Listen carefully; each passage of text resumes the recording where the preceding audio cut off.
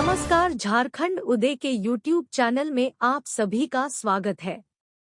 Kurukh prime के साथ मैं मुन्नी उराम।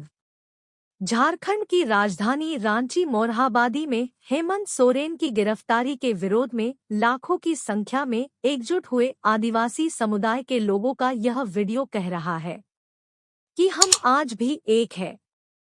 आदिवासियों से टकराने वाली फांसीवादी ताकतों को करारा जवाब दिया जाएगा।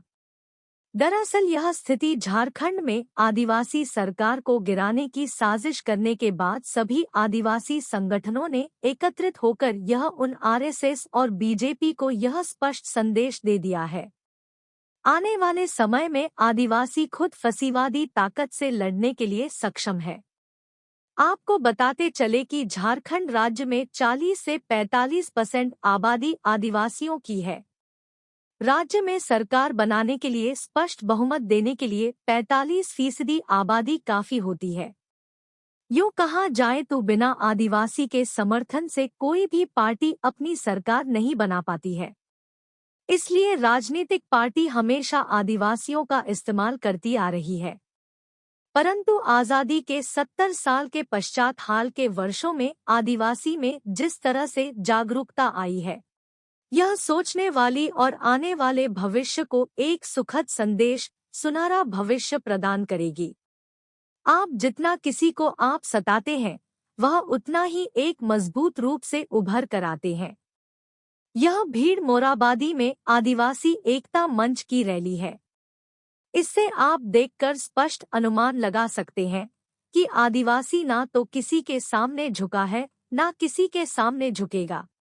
ना तो कभी दलाली खाता है, ना तो कभी किसी की दलाली करेगा।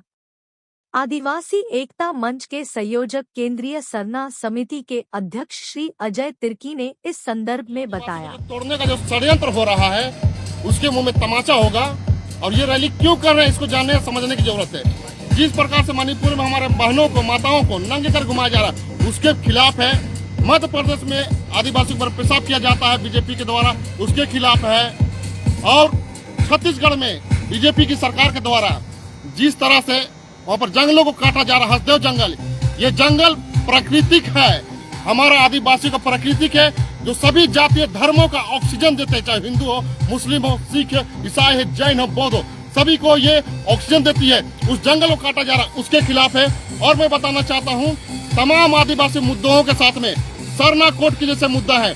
2019 में यही मोदी जी जब यहाँ पर आए थे तो कह रहे थे कि हम जीतेंगे और सरना कोड देंगे। 2019 में इसकी सरकार बनी, उन्होंने दिया नहीं।